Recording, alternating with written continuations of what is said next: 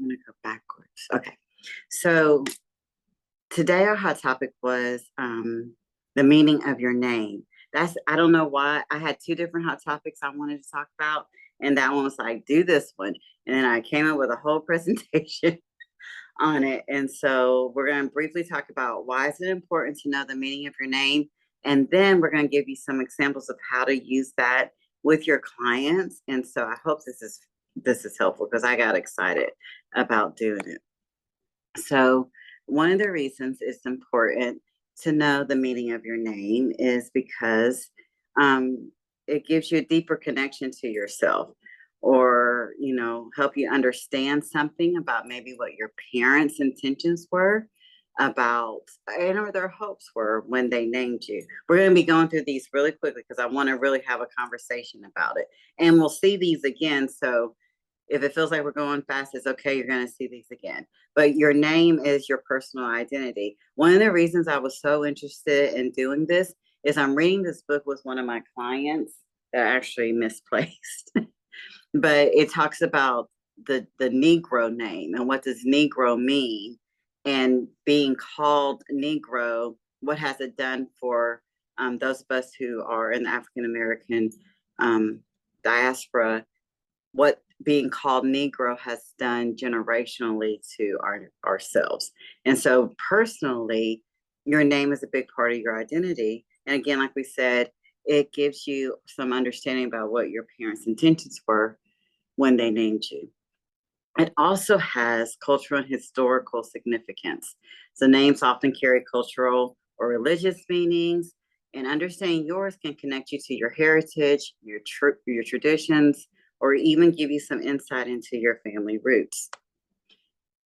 Another reason, which I love, because we call this narrative therapy, we read in my therapy practice.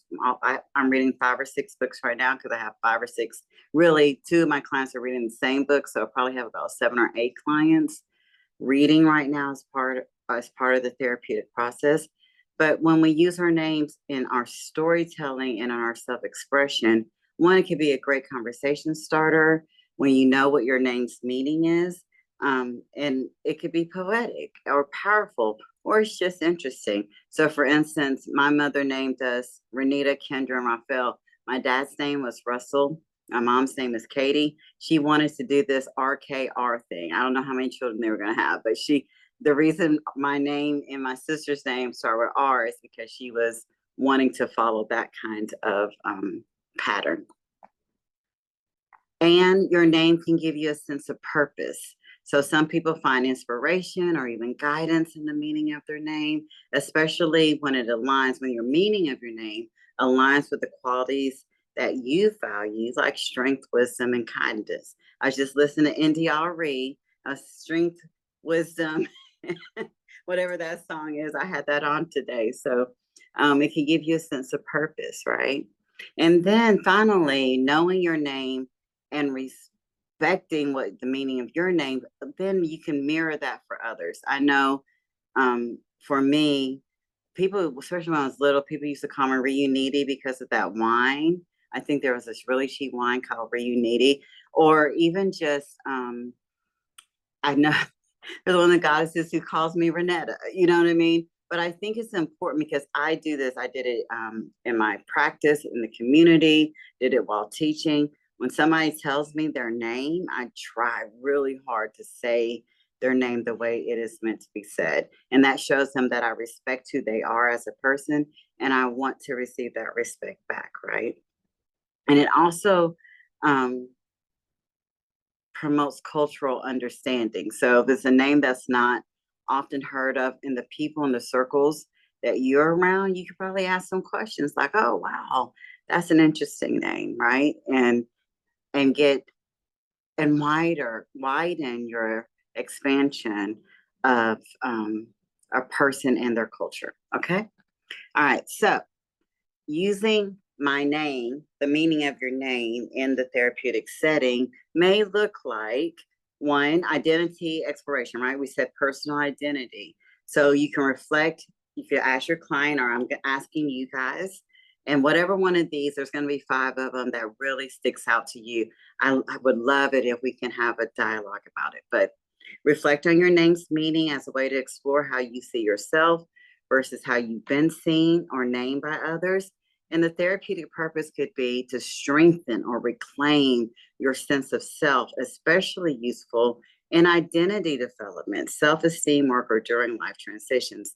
I have a couple of clients who use the they, them pronoun, and their names are very they, them. The way they've shortened their names, maybe their birth name, and now they've shortened it. It's very they, them, right? And so being able to have that dialogue with them as it relates to them really leaning into their they, them identity. But it could just, even if it's not the pronouns, just your self-esteem work. And we're going to look at that when we get to the affirmations, or changing your name. For instance, I was married and my legal last name is Davis, but the man I was married to died before we can get divorced. And I like using Renita Ray, but legally I use Renita Davis for licensure purposes. So then knowing the meaning of your name. So if my name means light, my name does not mean light. We're going to get to that. But if your name means light, that's something I've never felt like, but I want to. That would be something you could talk to your client about. So if their name means a certain thing, like courage, like we just said, what if they've never felt courageous, but people call it every time somebody says their name, they're saying courage. They're saying you are courageous. And knowing that meaning affirms them every single time someone says their name. It could be knowing the meaning of your name in a therapeutic setting and talking to your clients about the meaning of their name helps us to explore the origin and cultural context of their name, their family dynamics, their ancestry, or intergenerational patterns, like what I just said, Russell, Katie, Renita, Kendra, Raphael, right? And it could help them build connection to their heritage, help uncover family expectations or values that might be attached to the name. And so one of the prompts that you could ask your clients are, why do you think your parents chose that name for you? What does that say about their hopes or beliefs? One, I've always known, because I am a Gemini and ask my mom 1,000 questions. She named me after her best friend in high school. So she really, I was like, why Renita? So she had a best friend that she really admired, and she named me after her. And so to know that my name was something that of somebody that she really loved and cared about and admired, says that she had a lot of hopes and love and admiration for me when I was born. The third way we could use this in a therapeutic setting is meaning making and reframing. So clients can reframe negative self-perceptions through the positive attributes associated with their name. So the therapeutic purpose could be it encourages narrative change and helps foster personal empowerment. And so an activity you could do with your clients is write a short story or letter from the perspective of your name's meaning. What does that version of you want to say? So again, if somebody's name means courageous, writing a letter from the perspective of courage, what would that courage want to say to the person who may not feel courageous? And again, this is helping the client internalize the meaning of their name so that whenever they hear their name, they're like, I am courageous, I am bold. It is safe for me to stand up for myself. That helps to reframe any negative self-perceptions that they might have had, okay? Naming as a metaphor, when we're using the meaning of a client's name or even your name in the therapeutic setting. So exploring our name symbolically, what we are called, what we call ourselves, what we wish we were called. So in the therapy session room, it could be useful in trauma work and inner child healing, or exploring aspects of the self, like the inner child, the survivor, or the artist. An example prompt is, if you could rename yourself today, what would you choose and why?